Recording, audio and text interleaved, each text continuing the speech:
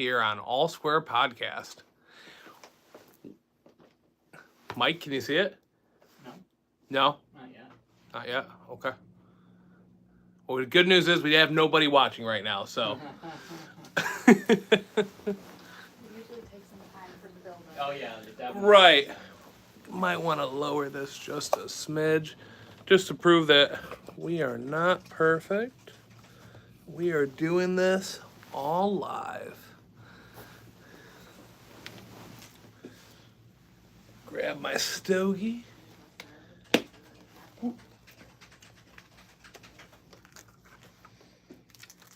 Oh, the sensor's gone. Oh, somebody's with us. Is that you, Mike? No. No? All right. Welcome to the Symbolic Lodge of Conversation. Oh, General Kale is here. Love Yep. to my baby bro. Oh, that's my brother. That's your brother. Well, hello, Brother Lou. John Tate, I'm watching you. I am here to answer your guys' questions. Welcome to the Symbolic Lodge of Conversation, where consciousness and curiosity interweave into discussion. We already have 6 people here, and this is All Square Podcast Live. I'm here to answer all your Masonic questions, talk about my Masonic journey and stories along the way. It looks like we got something else. You guys are doing a great job. Keep it up. It's all thanks to your baby brother. I'm telling you. Or older brother. Baby or older, Mike? That's a baby. All right, I knew I was right there. So really appreciate the support, everyone. The 6 of you are watching right now. We're here to bust some Masonic myths and conspiracies that people always seem to associate with our beloved fraternity. So let the questions come along. Mike Lou is over in the producer studio. He's going to be chiming in as well. And we're going to have a great time of discussion. You know, I want to set the record straight, and I'm actually probably going to bring this down. Uh-oh. Looks like we got a question from... Can you talk about the Shriners and Grotto? Also, can we talk more about... It disappeared on me. Give me 1 second. We're figuring this out as we go right now, but we are making it happen.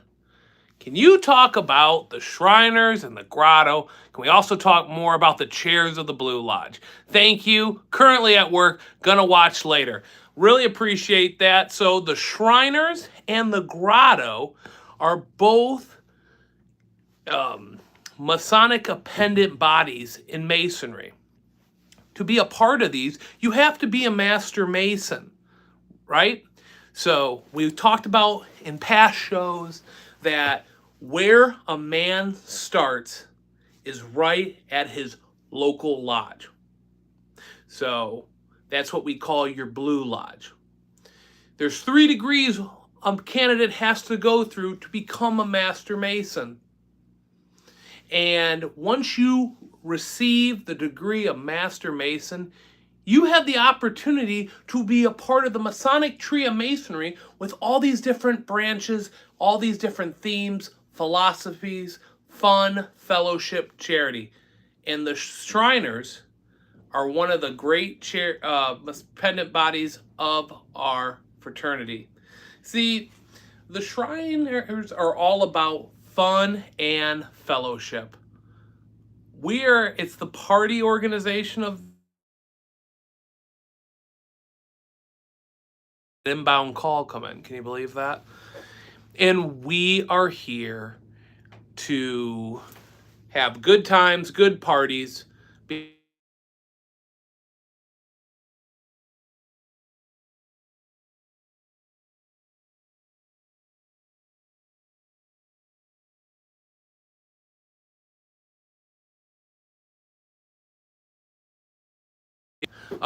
Sorry, I think we lost. Good. We're good again? Sorry, guys, about that. Again, we're figuring it out. This is our first live. Thank you for keeping us on our toes, General. Really appreciate that.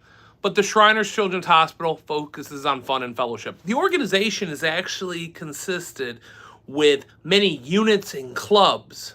So the clubs can be a golfing unit or a barbecue club. Also, there is For our local level, we have the Zenobia Wise Guys, and that is a bourbon cigar club. We dress up as mafioso characters. We do some bourbon trails down in Kentucky. We also do blood drives. That's one of our charities that we hold close to us. And we are also supporting the Shriners Children's Hospital, which is the primary charity of the Zenobia Shriners. So there's many different clubs and units in this organization. We got the Clowns. We have the Highlanders. It's a Scottish style organization in our shrine at Zenobia. But there's many different things. You can do whatever you want. Boaters. Yes, Mike? Oh, you're good. Okay, You're good. cool. Sorry. My guy's keeping me on my toes here. And yeah, you can start your own group. When I first became a Shriner, I did not have a unit that I really belonged to. So I actually started the Wise Guys at our local shrine unit. But there's many more. There's the guys in the cars, the Lancers. There's the Hornets. Those are the guys that drive the small bikes in the parade. Again, it's one of those premier appendant bodies. Another one is the Grotto. Same kind of focus, fun, fellowship, different theme parties. And the Grotto is a playground where Masons dwell. The real difference between the organization is really the fez color. So the Shriners wear red fezzes and the Grotto wear black fezzes. And the primary charity that the Grotto focuses on is dental hygiene for kids who are mentally handicapped. So another great organization. We've done cigar socials in that organization as well. We've also done cookouts. We're actually thinking about doing a themed dinner in like a multi-level building. So we start with the appetizers on the bottom floor and we work our way up, and each room's going to be a different theme. It's another premier group, but there's so many beautiful groups in Masonry. Now, let's go back to the chats as I figure out how to look at the chats on here. Mike, there was another chat that came in about hats earlier, correct? Yes. What's up with their hats? Yep, you got it. Yeah. What's the story behind that? Well, get this man a cigar. I tell you what, I agree with you. So the hats are just a theme. Each branch in Masonry has a different theme. The Shriners are very much got an Eastern style theme, because back in the day, Eastern was the Middle East was more of a mystery and intrigue, so it was just the vibe they were going with. Mike, wasn't there a question about the lodge chairs? Yep, in the first question. Okay, they just want to know the different lodge chairs in a lodge? Chairs of the Blue Lodge. Chairs of the Blue Lodge. So, each lodge is in your area is made up of a different officer line. It typically consists of 7. So, the president of the organization is the worshipful master. Then underneath that, he has his vice presidents. They're called senior warden and junior warden. Then the lower officer levels, which are the senior deacon and junior deacon. And finally, kind of the beginner level into the officer line is senior steward and junior steward. Each one has a task for the year, and you learn how to build leadership skills, set up events that are going on in your local Blue Lodge. It's what makes up a lodge. So these meetings that we have throughout the month, which my lodge has 2 meetings a year, every second and fourth Monday, also deal with, hey, what charities are we going to focus on? How about some education or an event for the lodge? Rubicon in Northwest Ohio deals with a mystery dinner. I know that there are other lodges in the area that deal with, I got another question coming in. My ADD's kicking in. anyway, there's some lodges that deal with parade functions or giving back by building beds for kids who need beds. I mean, lodges are run independently, and they like to give back to the community. And that's one of the primary focuses of Freemasonry. What position did I hold, Jana? I am in what branch of Masonry do you want to know? In the Blue Lodge, I am what they call a junior past master.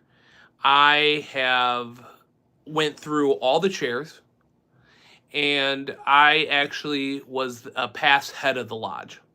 So you get that honor bestowed upon you after you go through your year and you pass your inspection.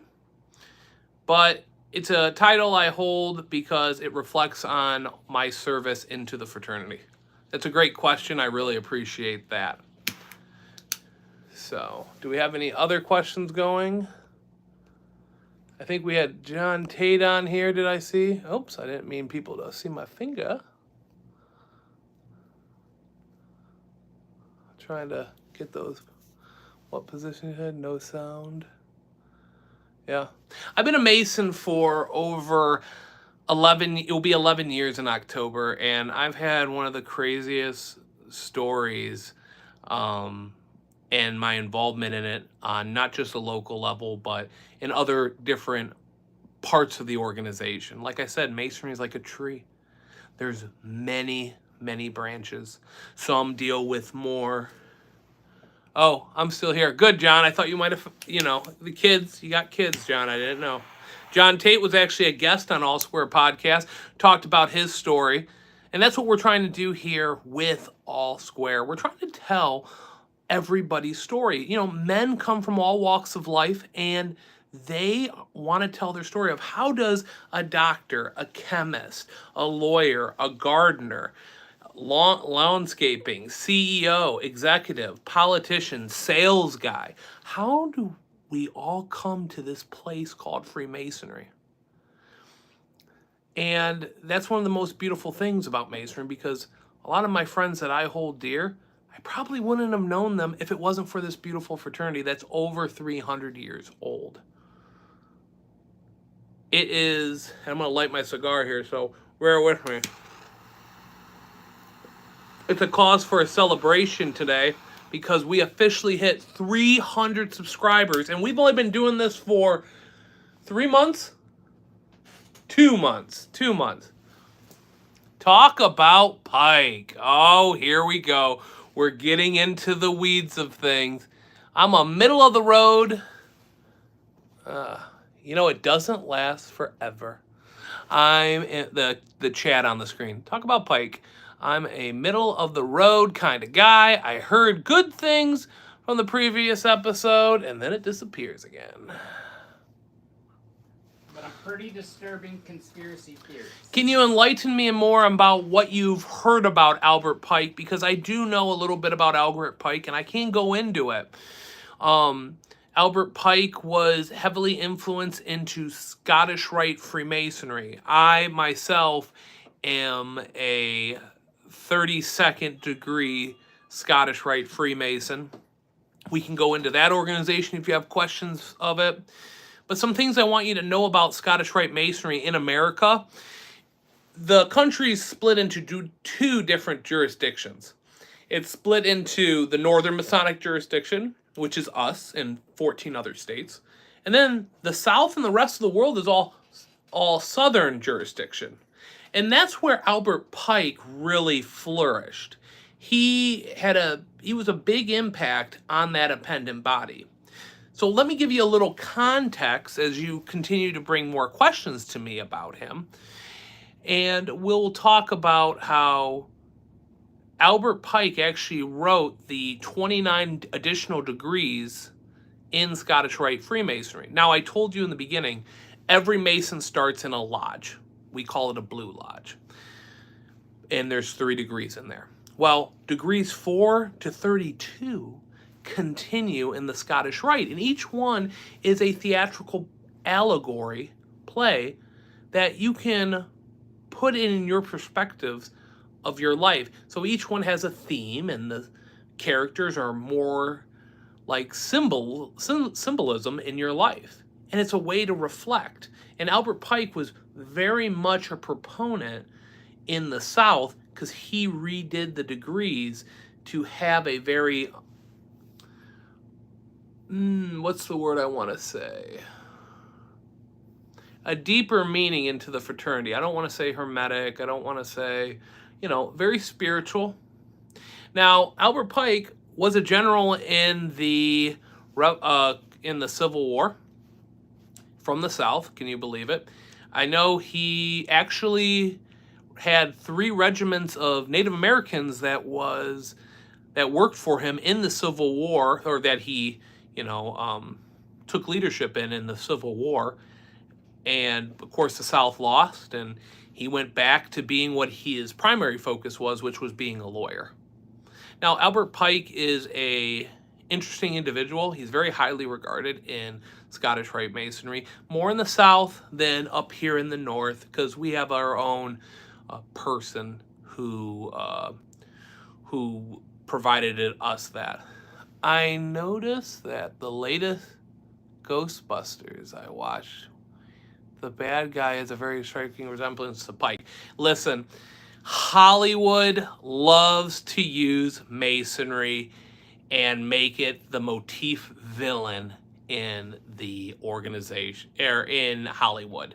I could give you a slew of movies that definitely talk about Masonic influence. I've seen there's a car video, I forget, I think it's a Jaguar.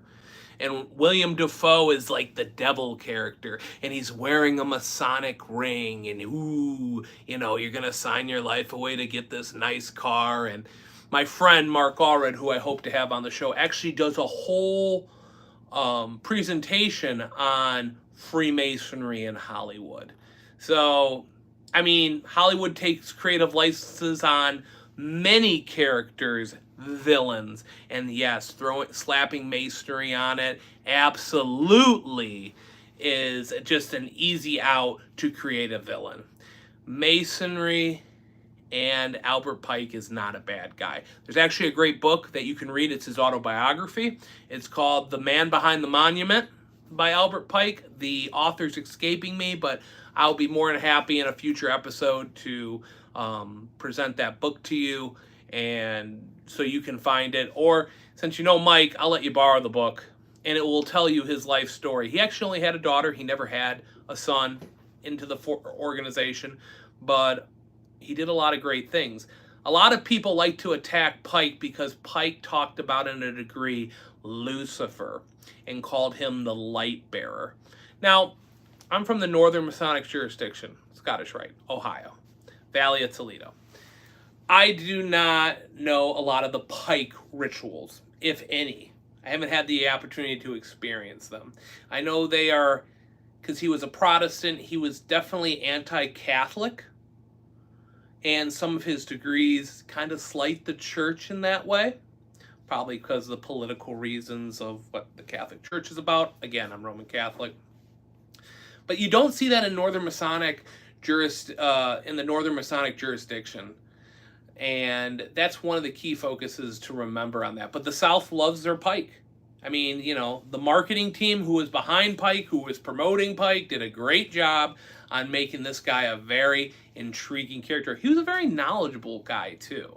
He's very much into the esoterics, the mysteries in Masonry. And that's one key focus in Masonry that we like to talk about. We like to talk about philosophy.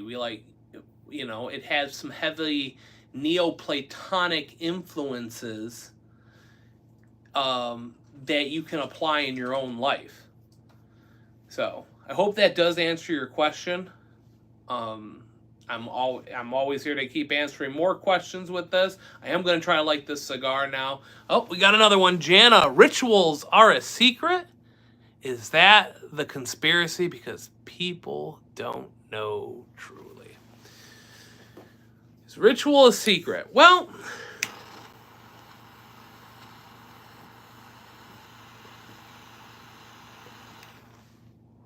gotta get my cigar all toasted. This is a nice cigar. Thank you to Addison Hollins, Joy D. Nicaragua, Antonio Dark Corjo. He gave one to me and Mike when we started the podcast, and I thought it was only fitting that at our 300 mark we were going to be able to smoke this cigar.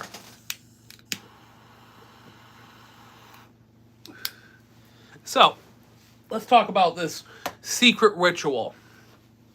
When somebody joins a college fraternity, they go through a rite of initiation to become a member, right?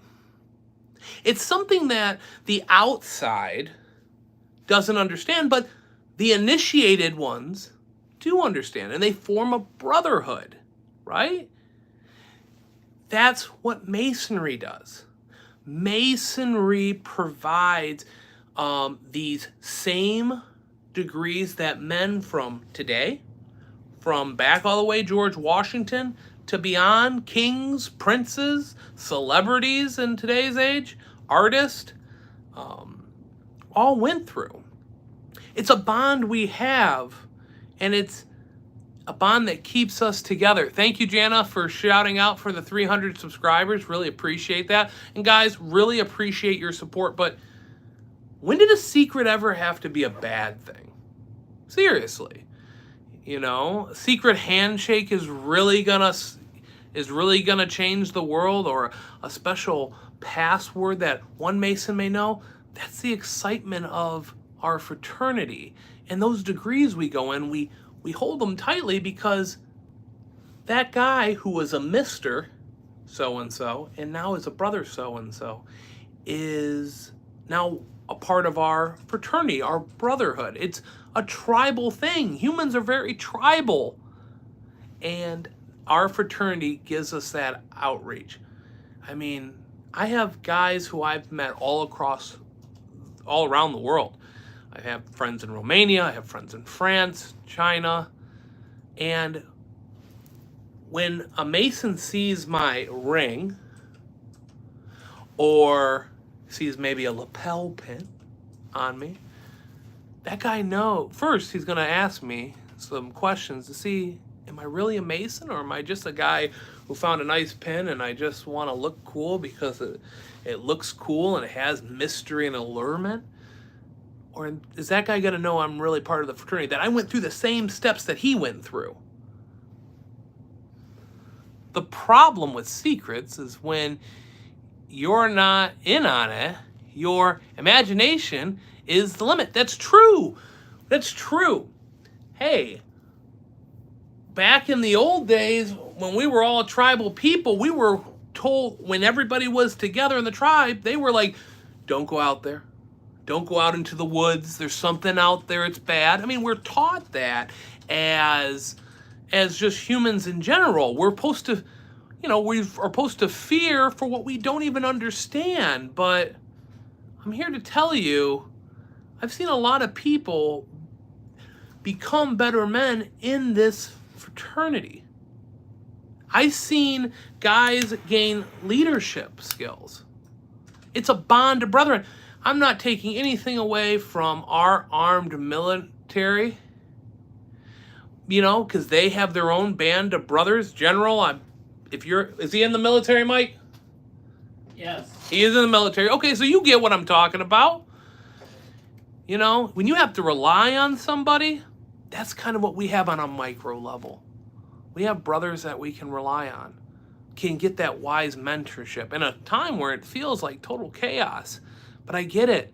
People allow their imaginations to run wild, and they're taught, if it's a secret and I don't know, it must be bad. They're looking through the window instead of knocking on the door.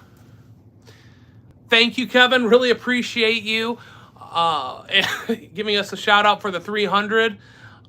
One thing, another guest of the show who has talked ad nauseum about esoterics and spirituality, Kevin Fuller's episode, great episode. We have John Tate still here. I mean, guys, tell me if you have any questions that you want answered, but I know you guys are just as active and know just as much as I do, if not more. But a lot of people use this excuse in the fraternity that, Rob, or outside of the fraternity. Rob, you don't know all about Masonry. You're not there yet. You're not high enough in the level in the fraternity. And I'm like, well, thank goodness that a guy who's never been in the fraternity knows more about the fraternity than a guy who's been in it and a guy who has traveled locally, regionally, statewide, national-wide, and even done very little internationally. Who is your favorite Freemason in history and why? Huh.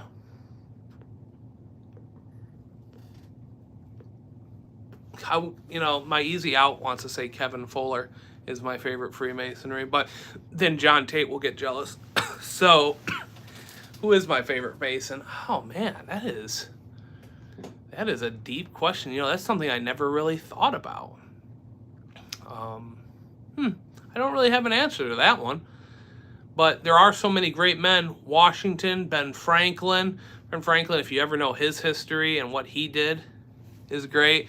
Thanks. I knew Kevin would love that one. Michael Liu. I'm telling you what, Michael Liu is one of my favorite Freemasonry. Oh, I'll get to that question, General, in a minute. I can't do this without Mike Liu because I'm telling you, I want him in here too, and taking some of these questions. Mike's been a blessing to have as a candidate of mine, and me being able to pass on what I've learned in 11 years to him, and to teach him how to circumscribe his desires and keep his passions within due bounds. Yeah, I totally get it. I don't blame you. I mean, I'm part of the Mike Liu fan club here. So, how high does it go? Wow. Now that's a question that I think everybody wants to know. I mean, man, a tree as 300 years old has many branches. Just when we think we might know about a branch in Masonry or a pendant body or some of these, it's just Kevin and I aren't that old. We're current-ish. Yes, you are. You guys make vintage look cool. You guys got more gray hair than me, and you guys are studs. But man, sometimes it doesn't matter how high it goes. You see, in Masonry, I had this analogy from a good friend of mine. His name is Michael Lake. He's a 33rd. He's a Grand Cross of Honor in the Rosicrucians and KYCH, just all around very knowledgeable guy. And Mike gave me an analogy one time because I asked that question to him. He's been in the fraternity, I want to say 20 plus years. And he says, you're in a woods and there's somebody who's selling maps. And somebody's telling you the map that's most scenic, trying to sell you a map that's the most scenic. Some are trying to sell you a map which is the quickest way to get to the other side. Some are long maps, some are very short maps to this location, that location. Sometimes we just want to embrace the journey and just appreciate that we have all this beauty around us, instead of dealing what's the quickest way to get out of the jungle, and not take a moment to focus on the beauty that God provided to us, that creation. Is that well said, Mike? Absolutely. Thank you. So it doesn't matter how high it goes. It's however high you want it to go. Men can start their Masonic journey in Ohio Masonry at 19. Sorry, I'm looking at the number of followers was 9. My ADD caught it. 19 is when a man can apply to Ohio Masonry. But it's a lifelong journey, and it's what you like. You want something that's more military, army style? Well, the Knights Templar may be that for you. You want fun and fellowship? The Shrine and Grotto are there. You want to be more of a scholarly Mason? Well, one of the groups that are invite only called AMD write papers and publish articles, and it's a research. You want to be a part of a research group and work on big projects? Well, we have research lodges throughout Ohio. You want to be involved in the community level? Well, your Blue Lodge is there. And I can go on and on and on. Esoterics, philosophies, studies, a good book that I read. If you really want to see a little bit of the inside of what Masonry is, I actually brought a book. My friend's the Masonic author of it. It's called The True Masonic Experience by Roberto Sanchez. He's a phenomenal Mason who my sister keeps calling me, and she just keeps calling me on this. What is the difference from knocking on the door and invite only?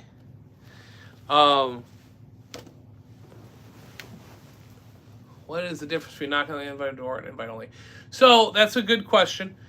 So in Masonry, you have to knock to be a Mason. And when you knock on that door, because Masonry doesn't solicitate memberships to people. And, a Mr. Lou. We didn't tell Mr. Lou to join. He wanted to join and became Brother Michael Lou, right? Invite-only groups are limited. They're limited in the fraternity with how many seats a chapter can fill. Sometimes it's an honor to be a part of those groups. And like AMD, there's only 27 seats in that. And once that 27 seats full, well, then that council's full. Some branches in the fraternity like quantity, like Scottish Rite Shrine. I mean, there's no limit to how many members they can have. And then some are a little bit more reserved because if you have more than 10 to 15 people or so, you kind of lose the dynamics in the discussion in the fraternity, in those conversations on philosophical and teachings. My apologies, I keep getting text messages. So in the fraternity, there are some invite-only groups that people get accepted. Sorry, what would be the reason a person doesn't get accepted? Great question. In the fraternity, felonies, right? Somebody would have a felony. Now, somebody, it's kind of case by case, but obviously we're not going to accept any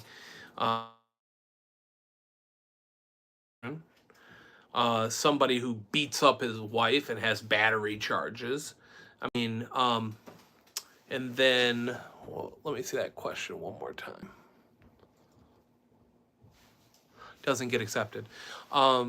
Yeah, we want good men. We want good men in the fraternity. And somebody who's getting DUIs and, not trying to clean up his life and do better for him, to focus on himself and try to make himself better. Yeah, you could not get in. Another big thing in Masonry, you have to believe in a higher power. Doesn't have to be the Christian God. Jewish, Muslim, Native American, all welcome. Buddhist, believing in a higher power.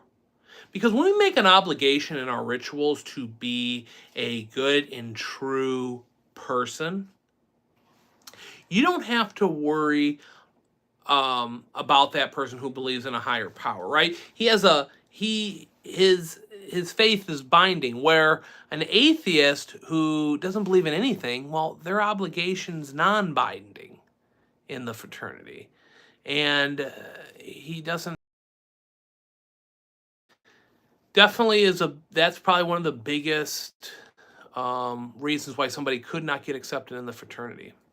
Somebody who's back child support, not taking care of their kids, would be another person who wouldn't get accepted into the fraternity. We do background checks and make sure men are good and true. And we have an investigative committee that actually comes to your house and sits with you and talks and wants to know why you're going through this organization. What are you looking for in Masonry?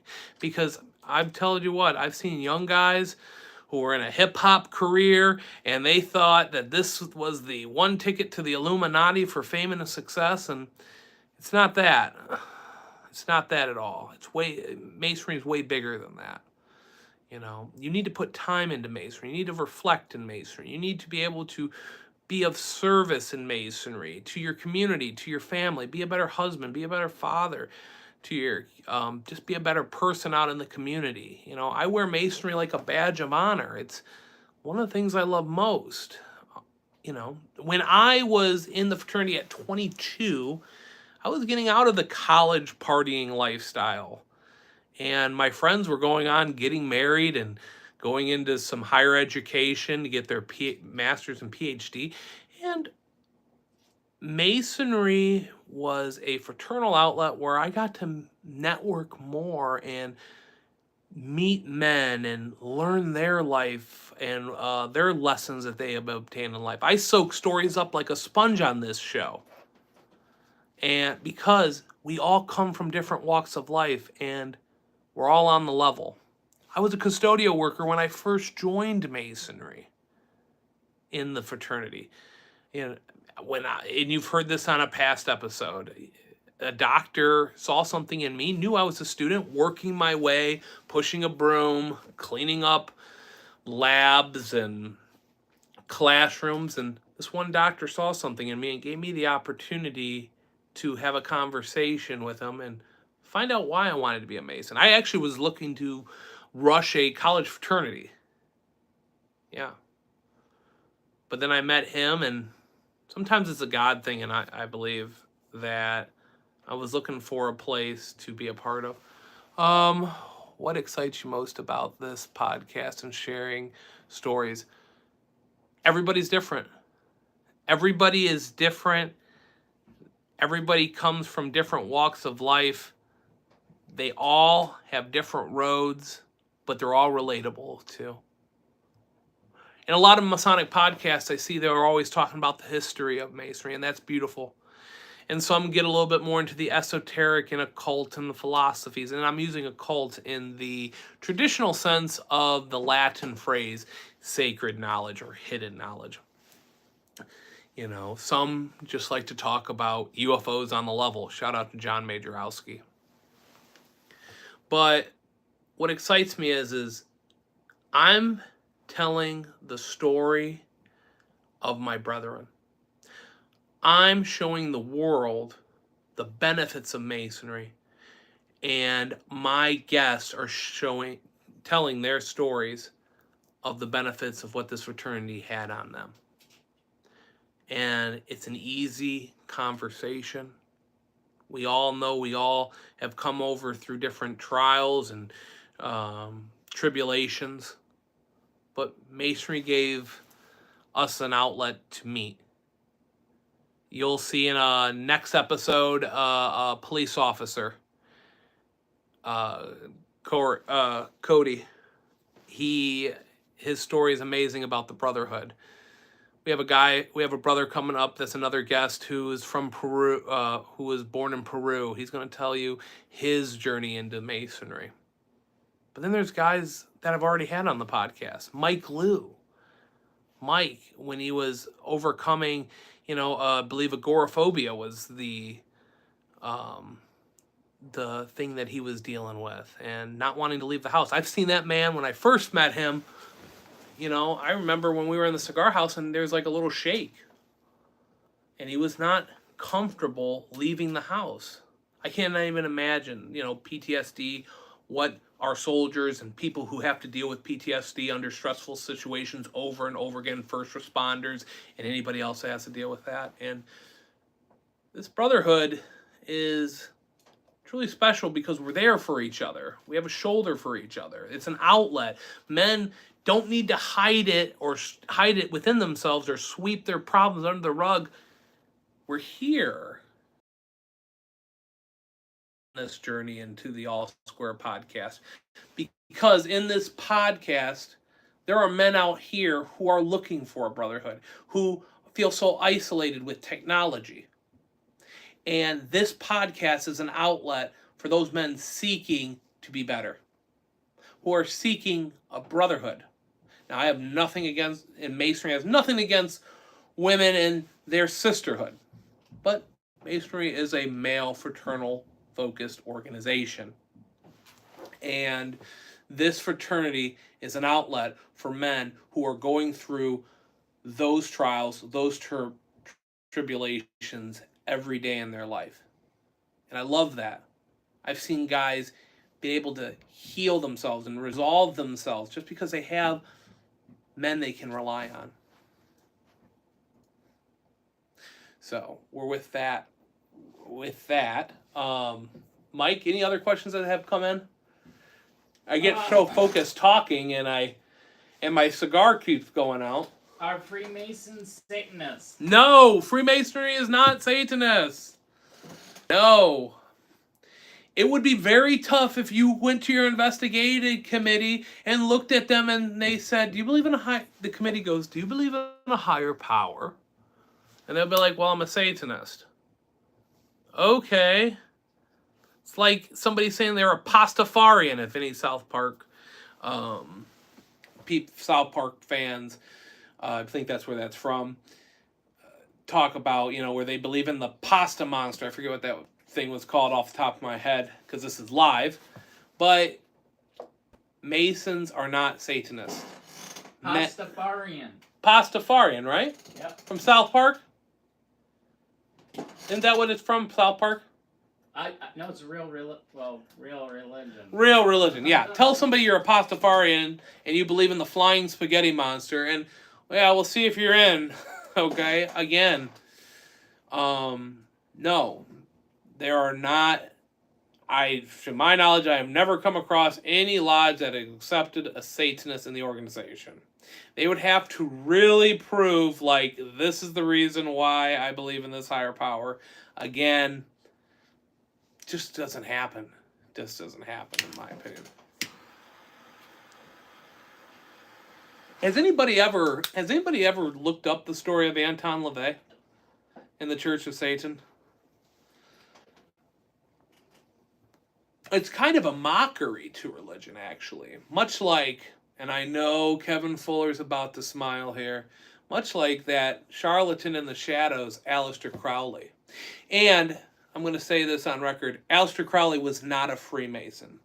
So people who are going to be asking me a comment any second now, who is Aleister Crowley? He was an occultist back in the early 1900s who was very rich, and he traveled around the world, and he had this cult following, and he started his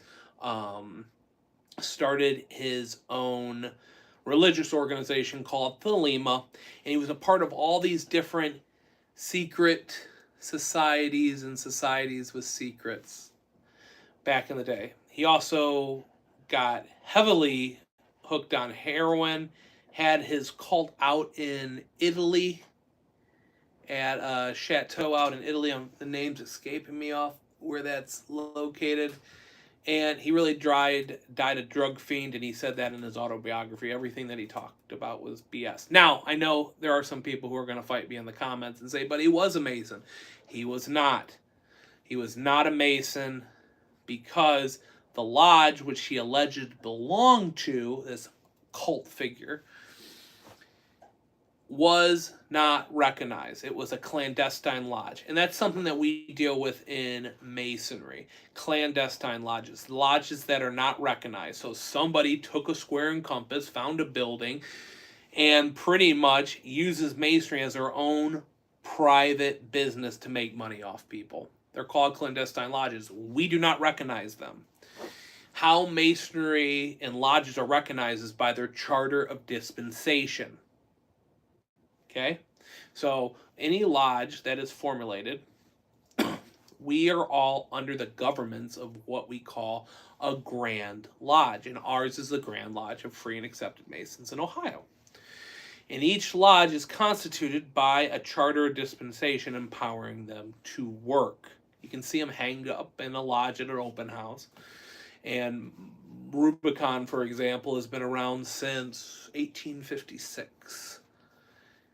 And these lodges, some guy just bought a bunch of paraphernalia and is saying for $1,000 you can be an entered apprentice. That's the first degree in Masonry. And there's people who actually don't do their research and actually join these groups and get hosed out of a lot of money. It's sickening, unfortunately.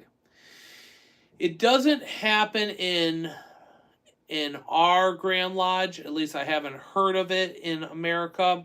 It happens more frequently in Prince Hall, which Prince Hall is the African American Freemasonry. And there are clandestine lodges. We do have a Prince Hall clandestine lodge here in Toledo, Ohio. So, again, not recognized, do not have a charter or dispensation empowering them to work. They are, again, a clandestine organization. Hope that helps. Yeah. So, no, Masonry, that was my going all the way around the block. Masonry are not Satanists. Thank you. Not a problem.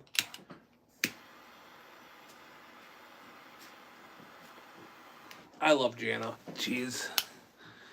How is someone sure a lodge is real? Investigation. So, when you're talking about real, you're talking about clandestine versus a legitimate lodge. Well, you can contact the Grand Lodge of Ohio. Anybody who's watching, whether you're in Ohio, whether you're in Michigan, whether you're out of the country, me and Mike will help you find a legit lodge, that's governed by a Grand Lodge of Ohio. Hector is here. Hector, can you share a bit of astronomy and numerology? Wow, we're getting deep today. I unfortunately do not have a lot of knowledge into astronomy and geology, unfortunately. Astronomy and numerology of the fraternity. I wish I did, but I can't. Can you talk about George Washington being a Mason, seeing a painting? It was interesting, along with the other founding fathers. Well, I don't really, we covet George Washington because he was the general that helped found our amazing country. I do not know his full Masonic record because, again, he was, back in those days, it was very much an honor and a prestige to be a Mason. It was like the in club. They didn't have internet and, fantasy football and all this. The fun was being a part of a fraternity. And George Washington, I know, was very active in the fraternity. I knew he traveled to a lot of lodges. I knew he did a lot of what we call cornerstone laying ceremonies, and that's pretty much when a building's about to be built. They always start with a cornerstone, and it was really big to coronate that cornerstone as the foundational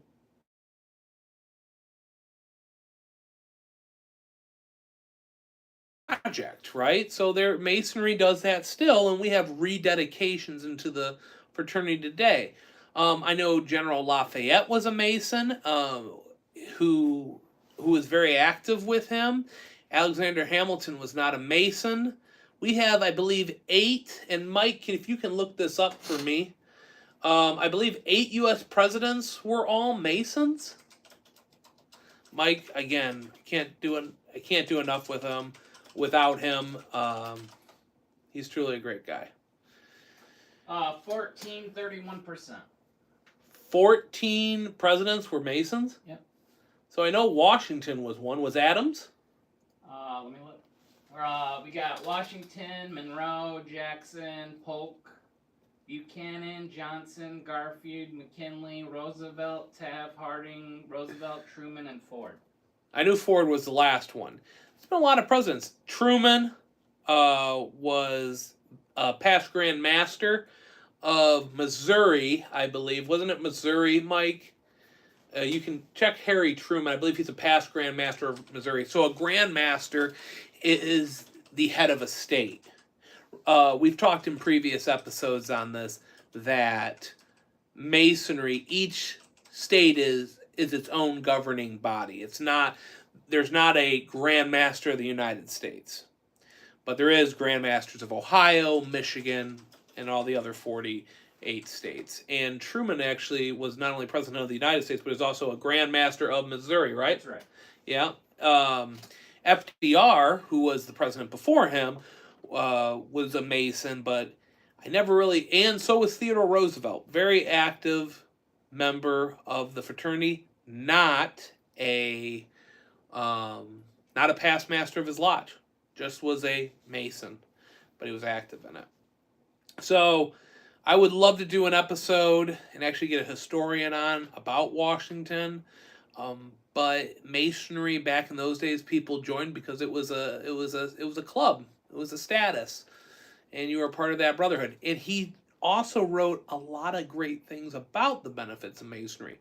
Another past Grand Master, now that I think of it as one of our founding fathers, is Benjamin Franklin out of Pennsylvania. He was another past Grand Master. He is not called a most worshipful. In Pennsylvania, they actually call them right worshipfuls. So that's a fun fact for you to know that out of, I do not know how many were past Grand Masters. I believe it was only Truman and Ben Franklin. But Ben Franklin was the head of the state of Pennsylvania, but in Pennsylvania they have a different terminology, and they're called a right worshipful. So there's that as well. Ben Franklin, very active in the Masonic fraternity. Ringling Brothers, famous Freemasons. Ringling Brothers, famous for being active in the fraternity. I think P.T. Barnum was we'll have to get a fact check on that one, though. Shaquille O'Neal, active in the fraternity. Tom DeLonge, we've talked about that. Part of the band Blink-182. I mean, there's a lot of people who still don't talk about their membership. And Churchill, huge into the fraternity. Absolutely. Mozart, absolutely, was a part of it. Wasn't Beethoven as well? Haven't seen that yet, but Mark Twain. Mark Twain was also a part of this fraternity. Another one that was a Mason and he was expelled out of the fraternity was Benedict Arnold. Benedict Arnold, the traitor of the United States, was a member of the fraternity and was expelled after he was found guilty of treason, and he actually relocated to Canada. So, Harry Houdini, think from above. Is that Adam Evans gracing us with his presence today? Adam Evans, another guest of All Square Podcast. You can find that episode in our library. Yep, Adam sure is. There you go. Good to see you tonight. It's awesome to see that these number of followers keep moving up. How involved does a Freemason have to be in the lodge? As involved as you want. And I mean that. So, if you're joining the fraternity just because, you want to get out of the house and you want to meet people and just sit on what we call the sidelines because lodges are very rectangle shaped in America, at least. You just want to go to meetings and go home and go to events, you can do that. It's how active you want to be a part of the fraternity. It's how active,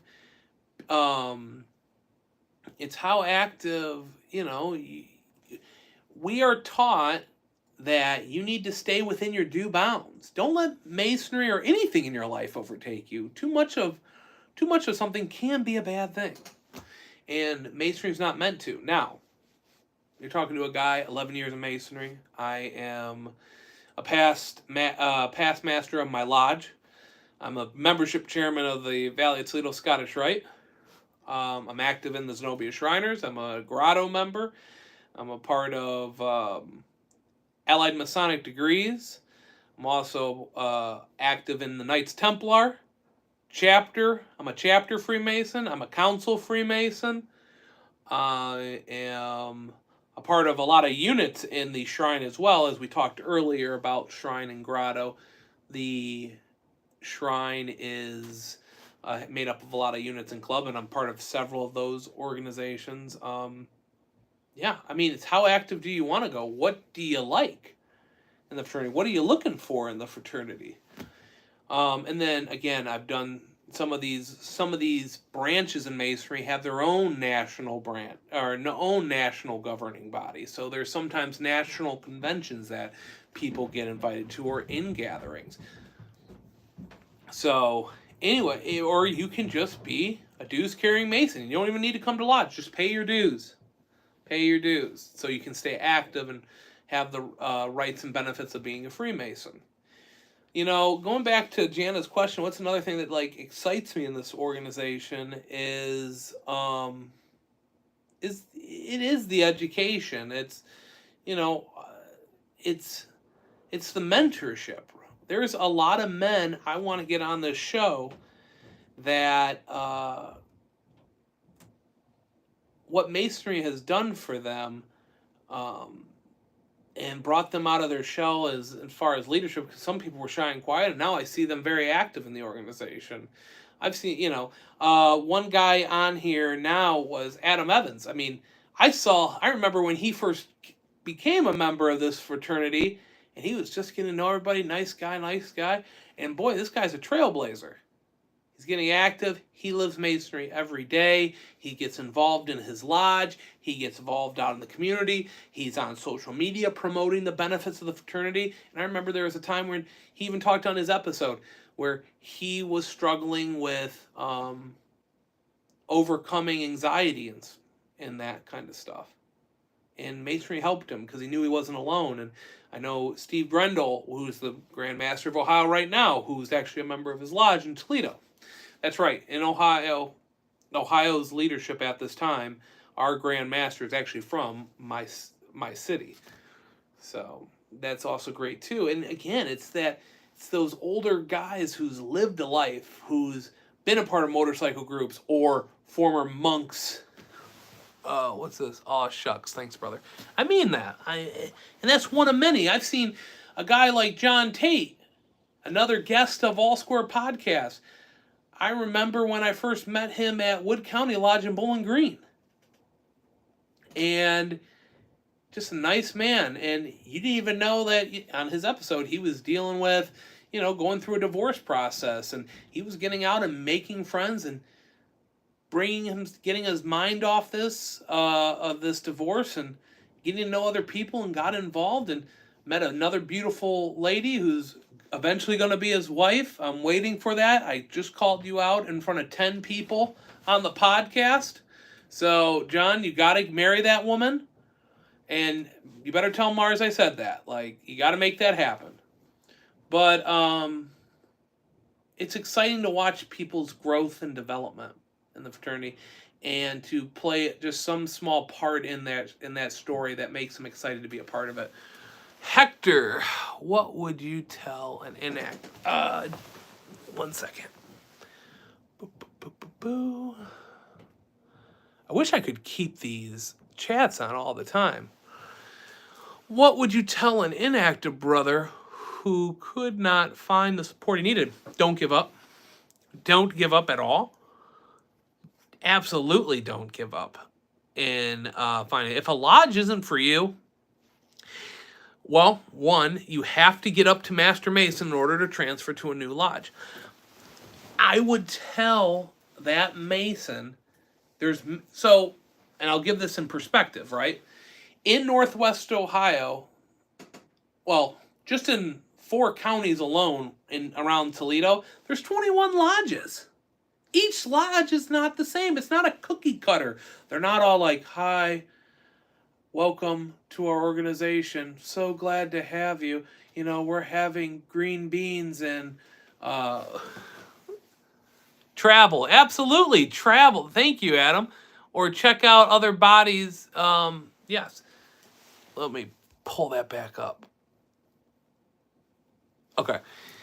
Hector said, Adam said, hi, other lodges, check out other bodies. So much to explore, so many great people to meet. Absolutely. In the fraternity, you need to travel. And guess what? Get through your degree work. Become a Master Mason. If you find another lodge that's more appealing and it's speaking to you, plural over to that group. The worst thing that can happen is that a lodge doesn't rally around their new member. and does not make them feel welcome. And that is a fault of some lodges in our organization. They are older. They don't know how to connect. Instead of building bridges to different generations, they're building walls. And one of the benefits and the rights in this fraternity is that I, as a Mason, I can go to any lodge within the Grand Lodge of Ohio and any other Grand Lodges that are recognized by the Grand Lodge of Ohio. And traveling and meeting those guys. There are lodges in Northwest Ohio that are strictly educational. If that's your niche, go for it. If it's fellowship you're looking for and you went to a lodge 20 minutes away from your house or 40 minutes away from your house and you're finding brotherhood there, go for it. If you want to be more connected to the community, and this lodge upstate or up in the area is all about charitable and giving back to the community, and you feel that sense of service, go for it. It's your journey, and you got to find the group that fits. So to add to that, Hector, to actually add to that, I would say anybody who's a non-Mason, we have 12 people watching, most of them probably are Masons, but if you're not, please, hi, welcome. This is an open forum, an open symbolic lodge where me, a Freemason, is talking. And okay, we'll get into that in a minute. There have been I'm collecting my thoughts. One thing I would definitely say is for a man looking for the fraternity, visit several lodges in your area. Get to know the guys. See if this is a right fit for you. Ask the genuine questions in the fraternity. And make the right choice. If you have a couple lodges you like, and you went through the degrees in one lodge, but it's not for you, and you like this other lodge better, you can plural and be a member over there and demit from that other lodge. You got to find your home. You got to find where you can be rooted. Hey, Mike, I didn't get to read that last question. What was that last question? It's about discrimination against one-day Masons. Oh. Welcome. Who do we have the pleasure of having on the show right now that asked that question? And I guess my question is, can you go a little bit more deeper into what you've seen? Because I would definitely like to get into one-day Masons and discrimination. One-day Masons and traditional Masons. And I'm going to have to take a drink of water because I've been talking for 62 minutes. About to be 63 here in a moment. Is everybody entertained? Do I got to dance a little for you? I want to make sure this is valuable for your time because your time is valuable. You don't get more time. Geez, I've been talking for 62 minutes. Dance. Oh, by the way, Mike, as hopefully that other Mason will talk about more of his question, we got to bust a myth. Yeah. Here. Okay, we've had some comments, some negative comments that they've slighted, considered less than. Okay, I will definitely get into that. Daryl's in the comments. Huh? So, the question, we've had some negative comments, not tonight. Send an active guys my number. Absolutely, John Tate will take care of you. Y'all should add Super Chat. So with Super Chats, we don't have that ability yet. We need to get 500. We just hit 3, and we were 210 days ago. So we're getting there, but we got to follow the criteria, General. So we are getting there, trust me.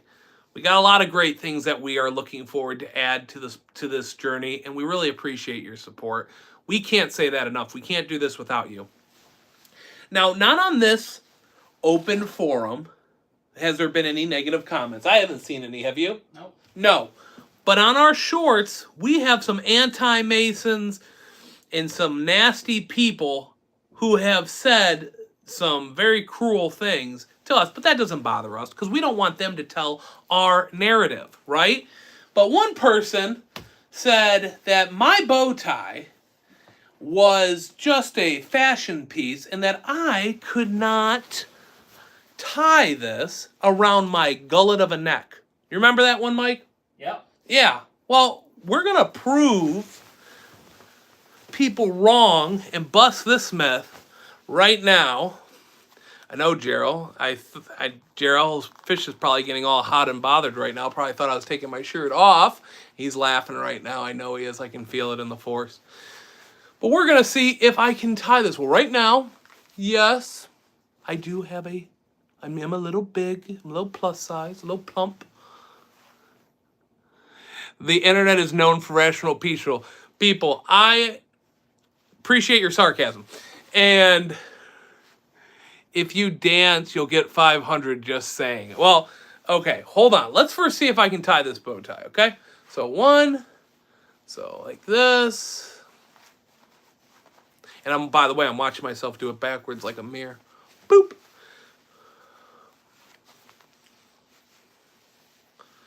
All right.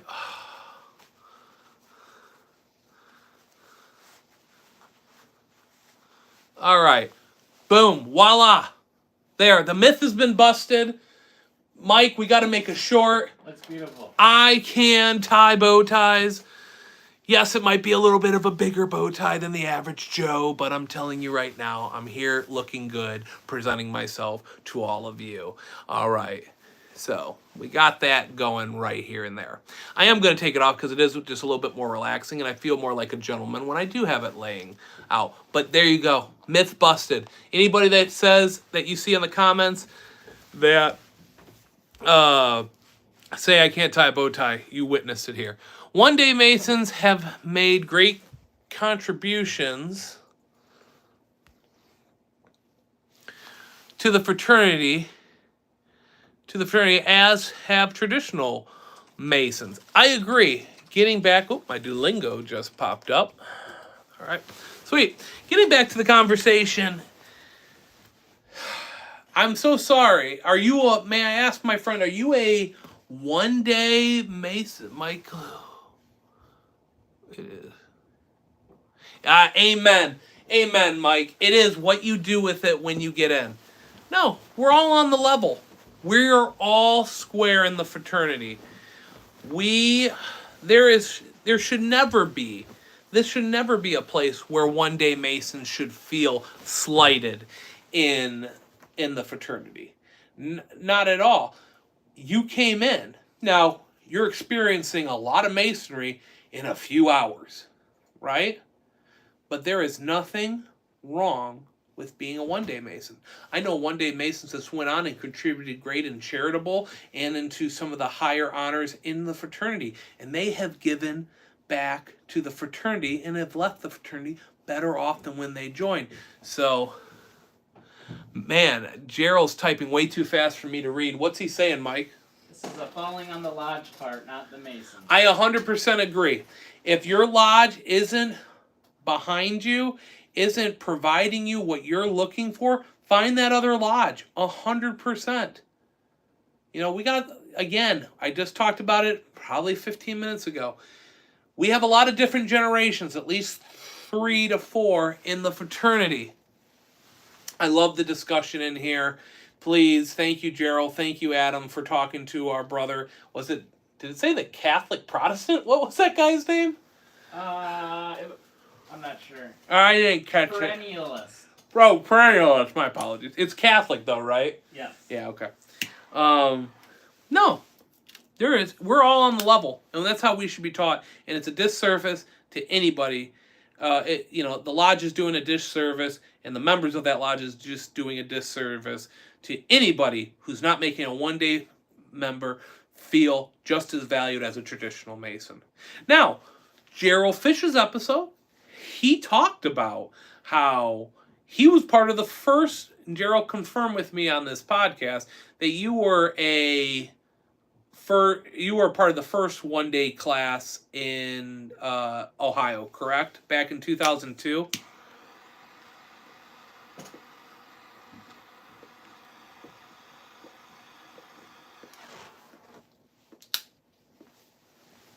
Okay, that's what I thought. Okay, I might not know George Washington yet, but at least I know Gerald's story. And yeah, he talked about how if the member who brought him in would have told him more about on the traditional, he would have preferred to go traditional. It's okay to go traditional. It's okay to go through the one day. Listen, we live in a time where sometimes we're not able to divide up our time as well as we should.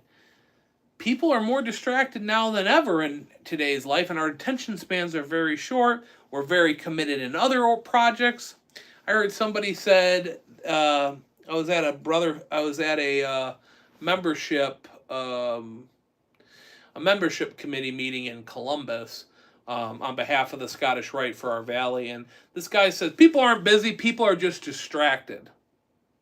People make time for what they want to go through. But in today's time, it's a lot different than now for young men and women, because now it's more likely a two-person income that's contributing to a household. They got their kids a part of all this. How do you have enough time to devote to the fraternity? And again, Masonry never tells you need to devote this much amount of time. You need to devote what you can, if you can, at the right time. Masonry should never interfere with your religion, to your country, to your should never interfere with your family. It's not 1959. A lot of guys are, working a lot of hours to put food on the table. Yeah, absolutely. I had a guy say to me one time, well, I don't know why you young guys are complaining. Like, back when I was doing this, my wife worked, stayed at home, took care of the kids, and I did lodge. It's not like that no more. But we have to figure out how to build those bridges with those different generations. 100%. Instead of building up these walls. The older guard who's been a part of the fraternity have done great things for the fraternity. And we got to be able to have meaningful conversations. And it's tough sometimes to talk to somebody who's set in their ways. But truly opening up conversations, trying to find a middle ground on the level to be able to say, hey, it's not 1959 anymore. Man, I would love to know. Do I know? You can say yes or no. Do I know this Catholic perennialist? No, we gained 3 subscribers so far. We've gained 3 subscribers so far. How awesome is that? Guys, again, All Square Podcast would not be around here if it wasn't for your support. Me and Mike truly appreciate this. Again, we are men who love our Masonic fraternity, and we just want to spread the love and support of the benefits of this. Just subscribe. Really appreciate that. Really do. Catholic perennialist, thank you. I don't say perennialist every day, but yeah.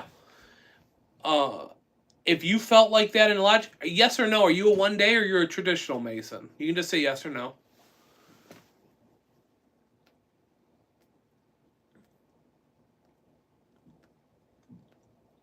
And if you were, how long you been in the fraternity?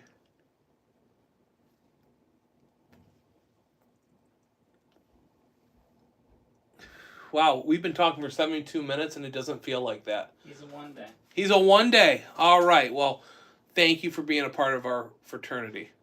Now, if you've been feeling like, what does that say? Several months. Okay. Let's not be in Ohio then, because we haven't had a one day in over a year. Hey Robbie, it's Jamie. This is my pipe smoking channel. Just popping in real quick. Jamie Paul, Catholic perennialist. We'll get right back to you in a minute. Just want to give a shout out to Jamie Paul Lamb. He is an occultist. He is a Masonic author in very deep esoteric studies. He is a great lecturer and orator of his field of knowledge. He's been a great supporter and a very dear friend of mine who I don't get to see nearly enough. Jamie, when you're in Northwest Ohio or in the region of the Midwest, I'd rather hear about CP. Okay. When you're in here, though, we do want to see you. We do want to see you on the show. If you have felt slighted, CP, in your, I knew what you were talking about. If you have felt slighted in your,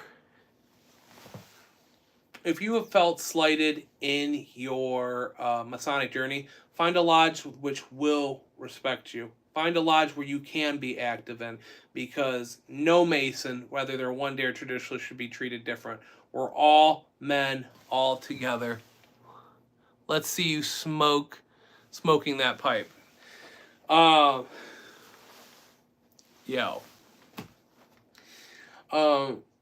CP. We're gonna call you CP instead of Catholic Parentalist. Are you active? Have you gotten involved in any of the other appendant bodies in Masonry? Or are you just kind of hovering around your own Blue Lodge?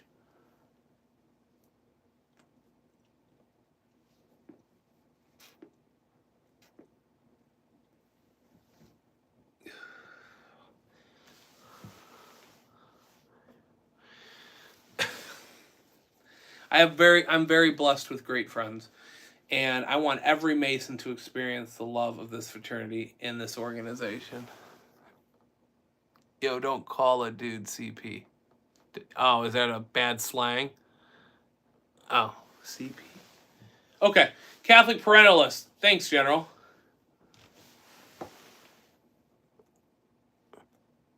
No, when he's tight, lots of home obligations. And that's what we're taught in the fraternity. We're taught that we have to take care of our house first. And that's how it should be. Home obligations are the forefront. Taking care of your family, being a man and taking care of your family, taking care of your kids, your wife, your job, necessary responsibilities. Masonry is a lifelong journey. And if somebody would ever you didn't say this, but if somebody would ever chastise you for, you're a one-day Mason, or treating you like you're fickle, well, guess what? Everybody has their own obstacles they have to deal with in their daily life. We're supposed to be a support group, building Masons up in a world where it feels like building men up in a world where it feels like everyone is tearing you down. I'd like to join Scottish Rite. I love Pike. I read Pike a lot. Pike's a great author. He is a great author. He gets a bad rap. Maybe one day. Do it when it's right. Do it when it's right. We're really glad that you're a part of the show. Really appreciate you supporting.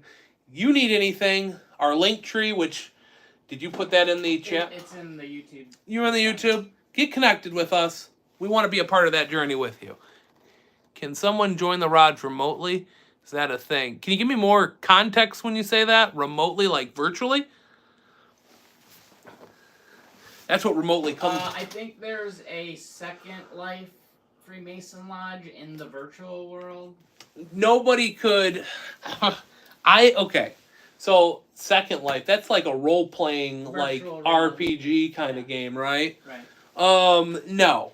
You have to go through those degrees and walk through those steps in order to be a Mason. Now, if a bunch of Master Masons decide to make a lodge in a game called Second Life, yeah, virtually. No.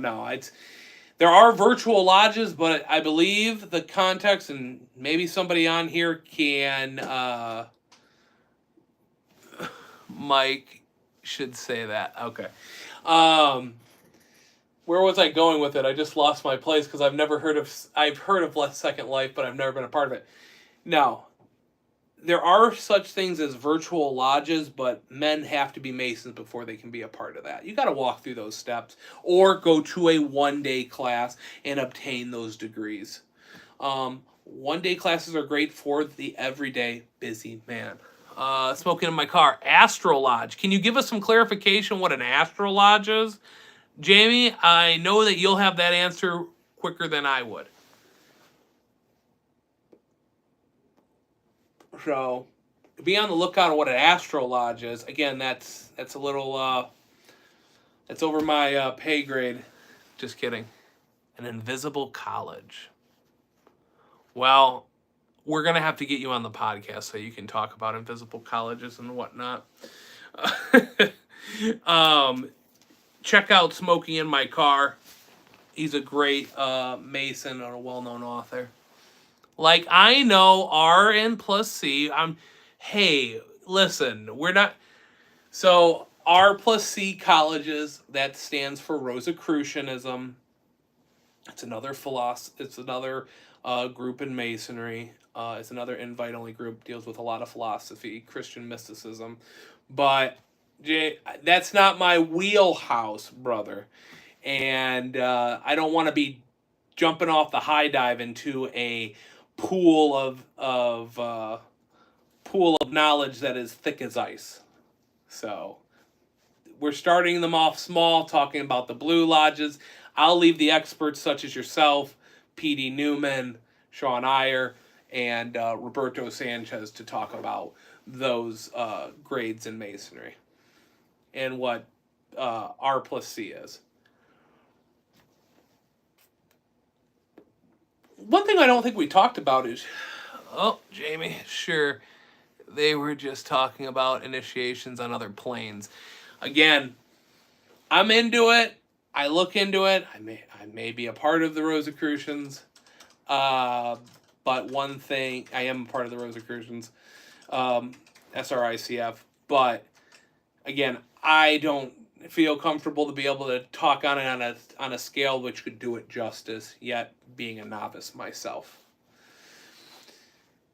So, I don't think one thing we've really talked about is the Yorkite Masonry, a real Christian sect of Masonry. And that's really made up of three bodies, three primary bodies, which are chapter, council, and commandery. They take a very biblical approach into the fraternity. Chapter is where you start. It has 4 degrees. Where's John Majorowski? I know, we should be talking about the aliens. Where is John Majorowski? Mike, I'm not disagreeing with you on this. Thank you for jumping in. Somebody give him a call and tell him to get on here and tell us what's going on. He's got abducted. Yes, he probably did. You know, he has handlers now. He's all dealing with the congressional hearings with the aliens being released. Apparently there's, extraterrestrial vehicles. Not gonna lie, I watched about a good hour and a half of it, and I was like, I have to smoke a cigar. And I want to get back to that, but I only got so much time in a day in Masonry.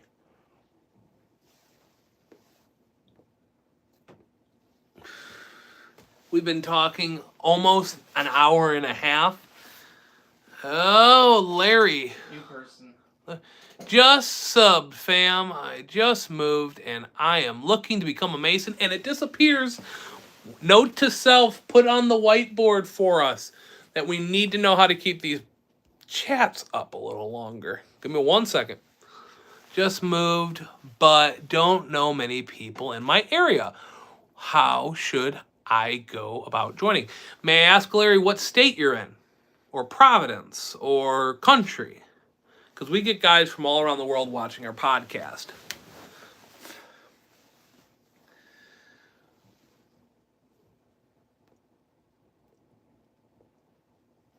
Another record. We finally hit 13 people in this chat, so that's dope. That's awesome. I can talk about masonry all day. Houston, Texas, near Houston. So Texas, Fluff. Fluff. Brother Fluff. If you know Brother Fluff, we got to get Brother Fluff on the show. But I have somebody I can put in contact for you out in the Houston, Texas area. Reach out to our link tree. We've helped some brethren from Alabama and in the state of Washington get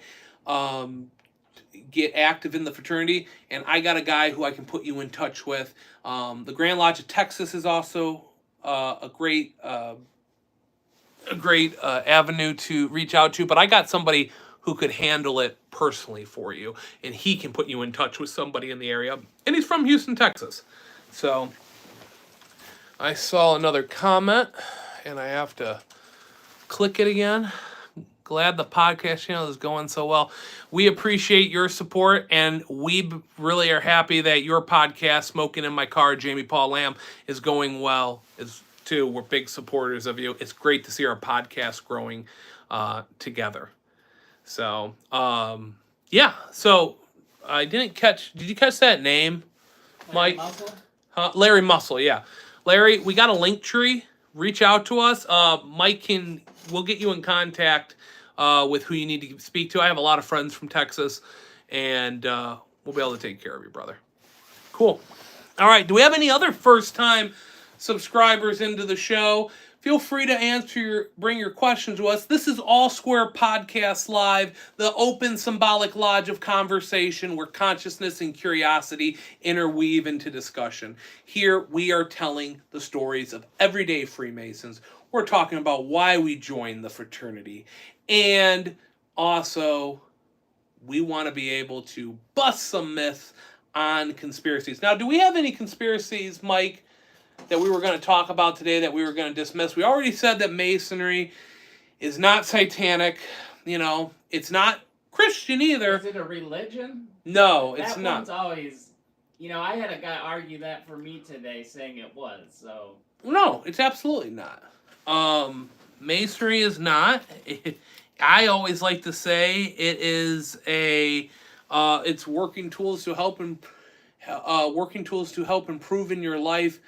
That work with your religion. It's an institution. It's a fraternity of men worldwide that have symbolism and quote unquote working tools. Andrea Chrome harvesting. We do not do that. No, that's more Epstein going on.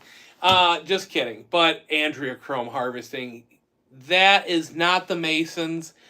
I don't know that much about that conspiracy.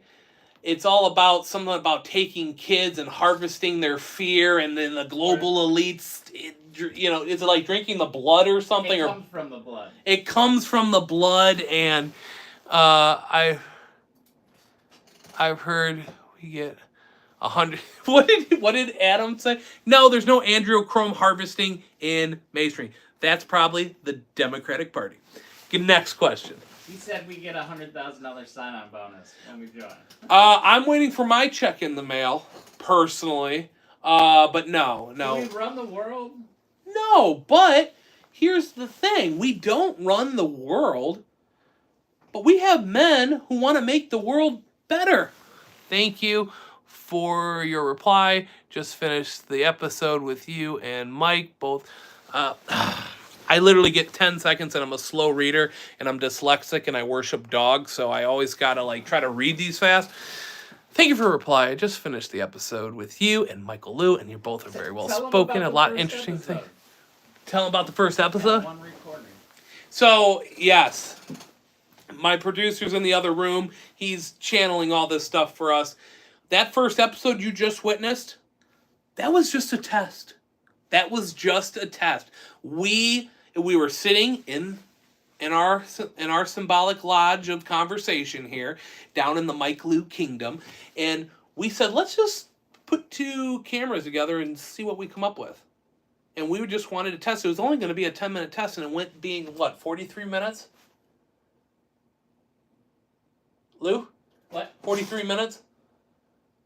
Our first episode? Yeah, it was a 45 minute. 45-minute episode, and it was, so one thing that some people at home might not know, after we record an episode, we actually sit and watch it and we talk, and that alone could be another podcast, the behind the scenes episode, which we'll look at probably down the line.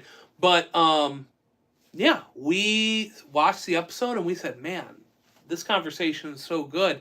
This is what people are looking for, and we decided to keep it. So that was a true test pilot episode, no rehearsing, just freestyle. John Tate, great times watching. Gotta go, brothers. Love you. See you soon. Love you, John. Thank you for your support. Really appreciate you. Thanks, John. Yep. So thank you for subbing. The only way we're going to be able to get the message of the greatness of this fraternity is by your support. You're sharing these episodes. You subscribing to our other platforms. We're on Spotify. We're on Apple Play. We're on Pandora Radio. We're on Google Podcasts. Amazon Music. Amazon Music. We were just featured in FeedSpot. Yep. Number 4 in Ohio. Number 4 Ohio History Podcast. All Square Podcast was just featured as number 4 out of 15. Wasn't expecting it. Was a great surprise when they let us know that we reached in the top 5s of new podcasts. We've only been doing this for 2 months, about to hit our 3rd. And we hit 70,000 views. We do this weekly. We do this because we love this fraternity. We do this because we love our brethren. And we do this because we are here for the men who are looking to knock on those virtual doors into Freemasonry. Because, man, you don't have to fight this. You don't have to fight the struggles alone. There are men here to build you up in the fraternity. And I live Masonry every day. I love being a Mason. It's been one of the greatest honors in my life to be able to call these men my brother. And to be able to learn more from these more scholarly Masons. Great to see you guys. Kevin, Jero, Robbie, seriously, great job. Jamie Paul Lamb, check out Smoking in My Car. We follow them. You can look them up on our channel. We support this. Is my interview out there yet? I will share it. Yes, your episode was out 2 weeks ago. 2 weeks ago. We did a double share for you. Yeah, absolutely. Get it out there. You may inspire somebody to ask questions. Remember, we don't solicitate membership in the fraternity. We are merely here to make sure the anti-Masons and the anti-enemies of our fraternity don't tell our narrative. To that question from Jana, is the next episode out? Yes. They drop every Friday. Episode 14 released today. Episode 14, Worshipful Brother Rob Slusher, Freemason. Thank you for putting this up for everyone. Now off. Gotta go to my spaceship. Take care. Take care, Hector. Oh, I'm sorry. I've been on anti-social media. I understand, Kevin. I understand. With the negativity, I would be on that. But we're trying to be that light for our brethren looking for the fraternity. That's what we're trying to do for our future brethren to be in the fraternity. You know?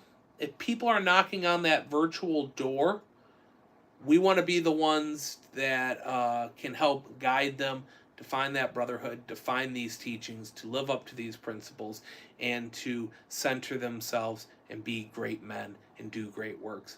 That's what our fraternity is about. That's why we do this week in and week out, bringing you quality episodes of the Everyday Man story.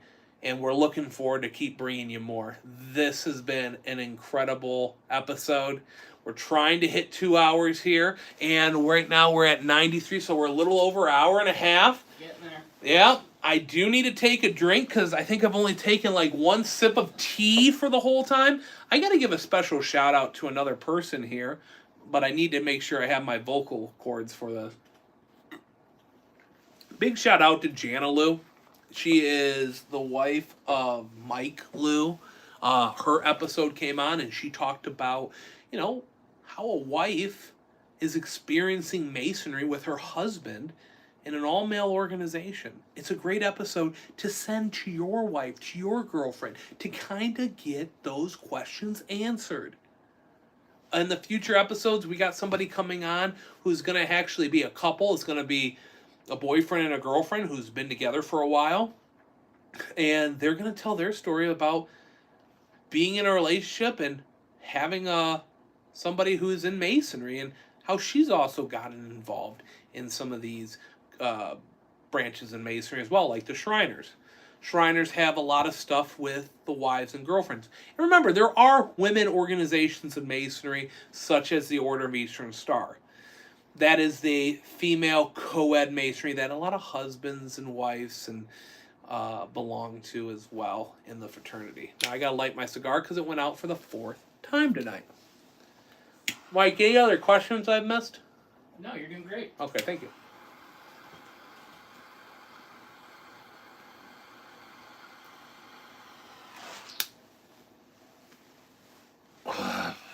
You know, I really appreciate the great questions everybody's been bringing on. I mean, look, we're at 10 people right now.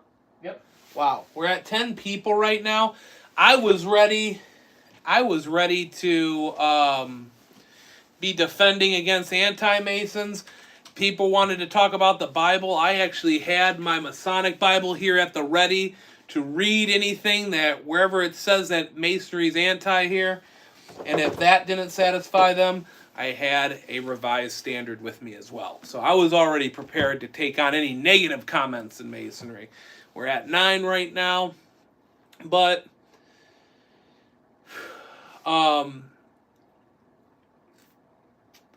is there anything going on in your guys' lodge that you want to highlight being active? Are you guys doing any new things in your lodge? Are you guys thinking of new ways to give back to the community or education or even fellowship to bring you guys together? Love to hear that in the fraternity tonight. My lodge does a mystery dinner. So you are a woman haters club, haha, you little rascals. No, not at all. Not at all. I know it was just in jest, but no, Masonry, it's a place where men can dwell together and be with each other. Did I miss the conversation about the adrenochrome harvesting? No, you didn't.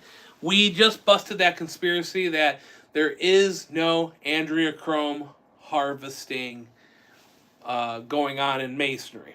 And I've done a lot in Ohio, and I have not seen it in Ohio. I have not seen it on the state level when I'm doing state memberships committee works. I don't see that on the national level. It's just men meeting people from all walks of life. Men talking about things that interest them.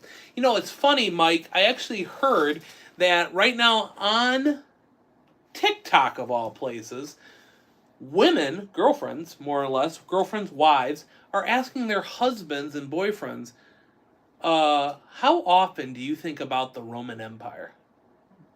I know, right? It's a crazy question. And how many people are like, I think about it 3 times a day, or I think about it 3 times a week, or I think about it quite often, and they're like, why? The girls are like, I never think about the Roman Empire. I mean, if you don't know the Roman Empire, I think about that all the time. But I'm a huge fan of Julius Caesar and Napoleon Bonaparte and all those guys from the different generations. Definitely 3 times a day, a minimum. I know, right? From their weaponry, from their politics, from the roads, from the Colosseum. Who doesn't want to think about the Roman Empire? For goodness sakes, 3 years from now, I believe America will be at 250 years of being a country. That's a baby compared to what the Roman Empire was. The Roman Empire was, around for 1,000 years? Can you search that up for me? And who doesn't like Julius Caesar? Literally, if you look up Julius Caesar, his between him and French Napoleon Bonaparte, you could spend hours reading their autobiography. Jana, Stoicism. Yeah, absolutely. Stoicism. Rome still stands. I just lost that. Yeah, it was about 1,000 years. About 1,000 years. That's what I thought. Yeah. General just said, Rome still stands while we can't keep the roads and potholes free for 20 years. Right? Time to go back to brick roads. That's what I've been saying. 2,000 years if you count the Byzantine. Yeah, that's true.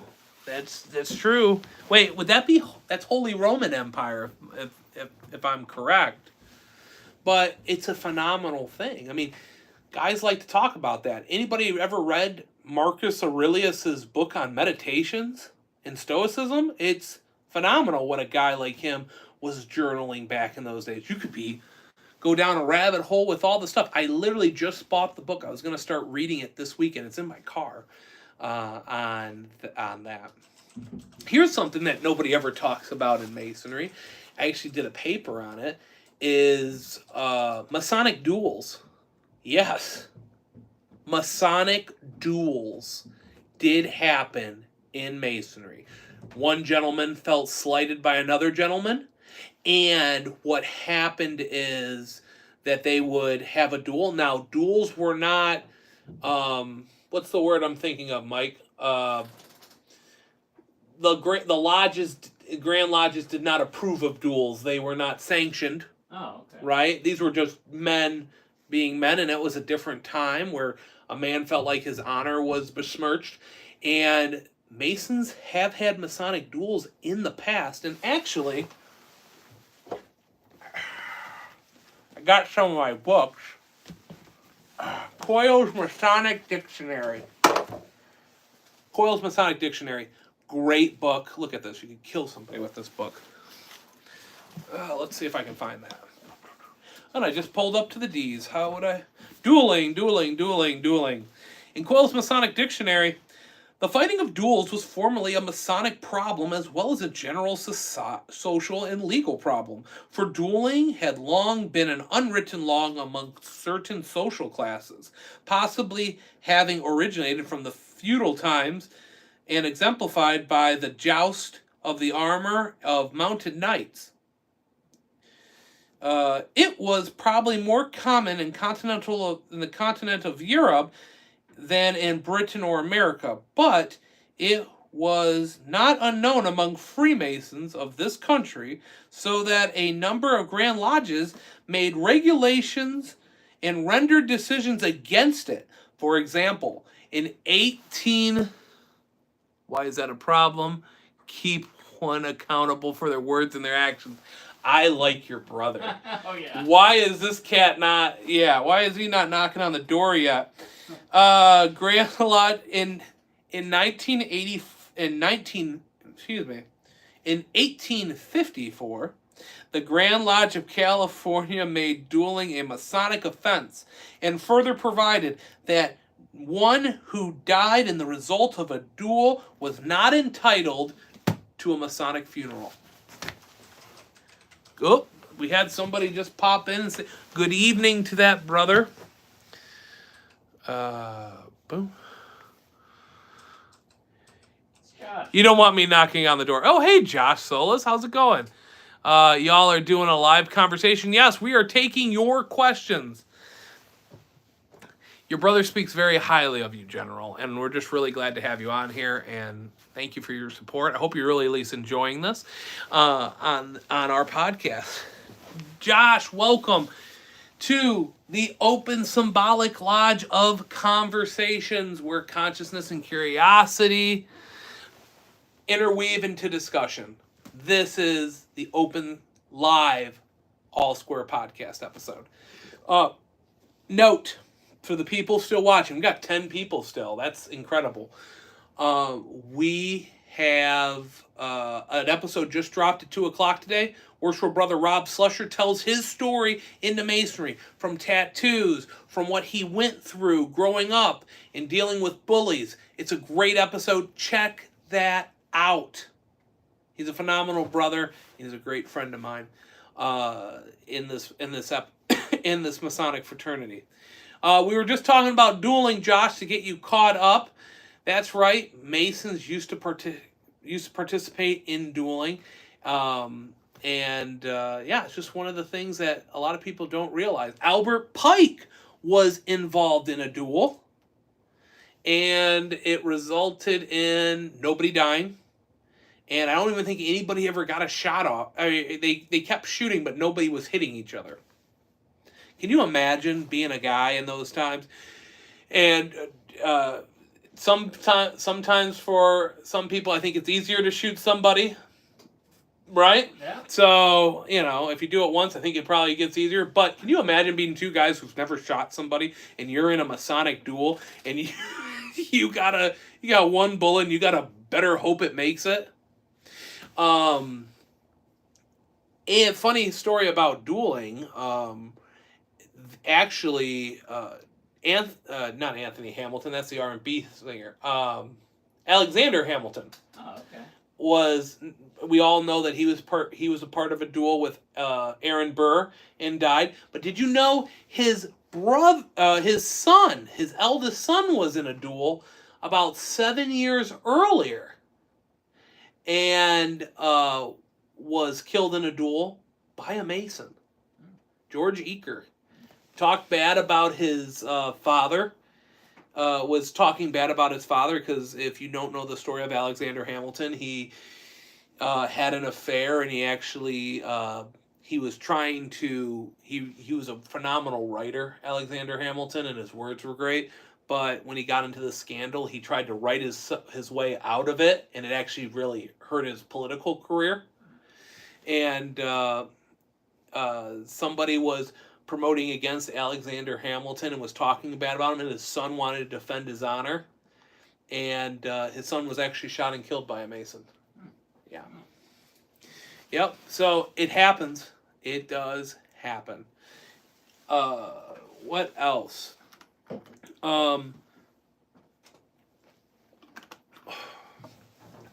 Fifth time tonight I gotta light my cigar. Josh, how are you doing today? Welcome to All Square Podcast. Mike, can you actually see all the people who are on? No, only if they comment. Only if they comment? Okay. Well, welcome to the 9 of you who have been around on our podcast. We really appreciate the support of it. I think we still got Gerald Fish and Kevin Fuller still on. We got more episodes dropping in the upcoming weeks. This is our first live Q&A. We're really kind of glad that this has all been very phenomenal questions that we've been talking about, as well as no haters of the fraternity. You want a topic? Yeah, sure. Why not? I mean, Gerald, when you talk for an hour, what is it? Is that an hour and 6 minutes? Yes. No, it can't be because we've been in it for 90 minutes. No, that's 106 minutes. Oh no. Oh no. Did my cigar go out? Oh. Let's keep on talking. I'll get fuel. All right, appreciate it, buddy. Thank you. Okay. Yeah, what do you have? Because if we're going to talk about Andrew, I'm doing well. Logged on to listen to some music, finished up some homework, and saw that you were on. I want to drop by. Well, we really appreciate your support, Josh. We're looking forward to bringing you onto the episode. I want to hear the life of a corrections officer, and why did you want to join the fraternity of Freemasonry? Oh, thanks, Mike. I really appreciate that, buddy. Yeah. So Mike Liu is working his way to the Master Mason degree. We're going to get him wrapped up here soon, and within the next, we're hopefully getting it done in the next couple months. Yeah, I can just borrow your other lighter if you have it. This is our first All Square Live episode. We've been saying that all night, but it is gone very well. Literally, it's just me, cigars, podcast, Mike Liu, fact-checking stuff for us, and also engaging. Just really appreciate your support. What else do you guys want to see? Thank you so much. What else do you guys want to see on All Square Podcast? Do you want some more topics? Is there anything else that we can be highlighting? Do you want us to do anything that's come to your mind? You're like, man, they should really also add this into their episodes.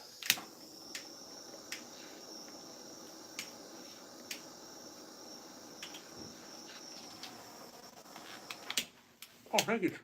That's okay. Thank you so much.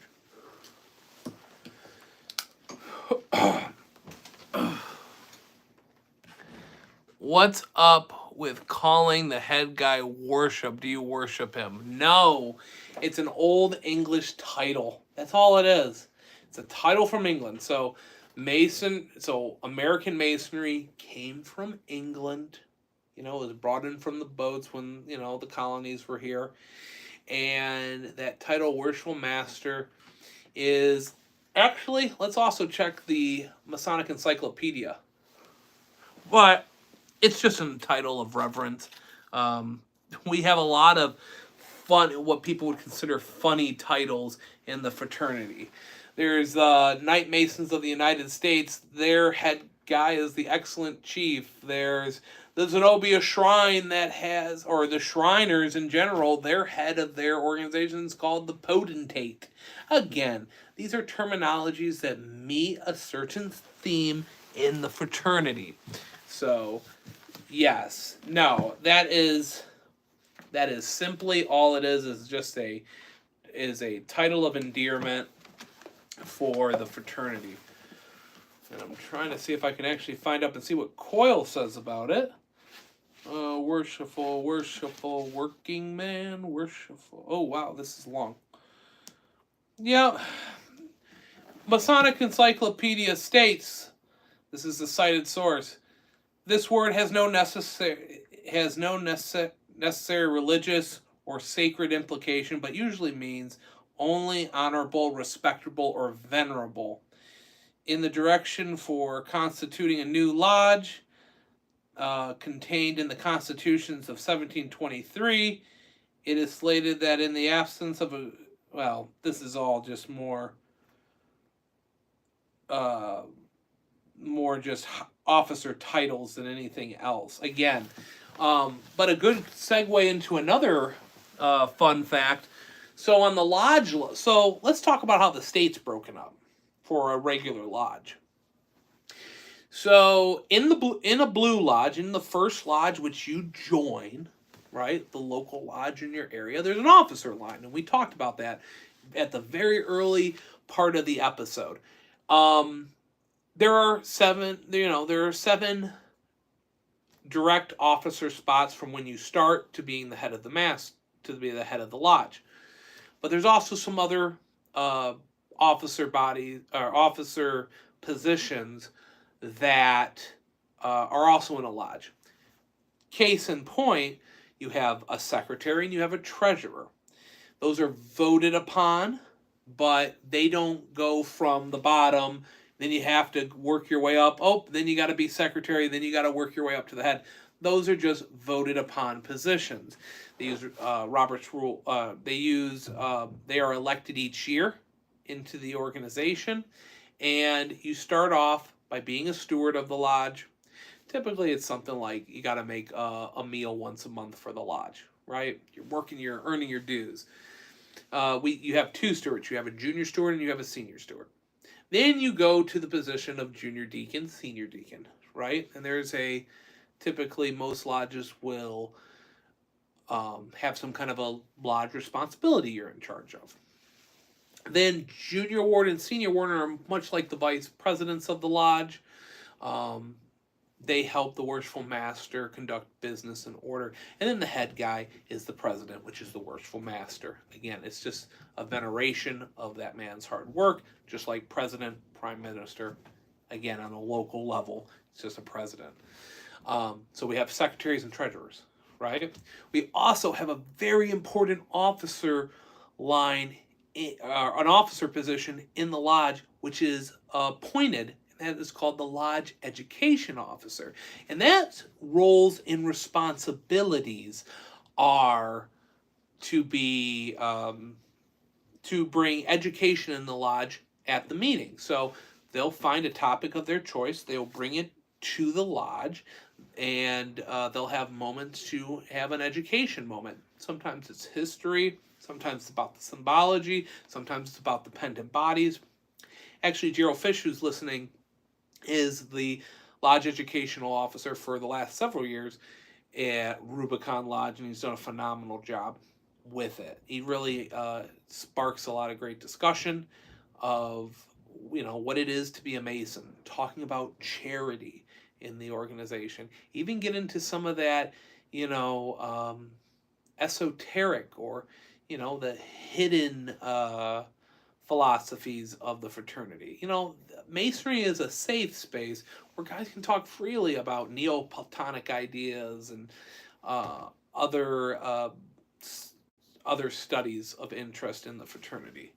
So, Lodge Education Officer. We also have a officer outside the lodge door called the Tyler. right? He's like the guard at the door. Now, we always invite them in, and most lodges should invite their Tyler in, and they participate in that. But it's just and what Tylers do, they pretty much get the lodge set up in the lodge room, right? Another appointed position of that. So we have the lodge officer line. Then, let's take the state of Ohio, there's different districts that are associated that the state's broken up. And Gerald, correct me, 25 districts in Ohio. I have to take off. Nice chatting with you guys. Love you guys. Love you too, Adam. Thank you for being a part of this tonight. Anyway, there's districts that are established in the organization in the state, and in that district consists of several lodges. Yeah, that sounds right. That's what I thought.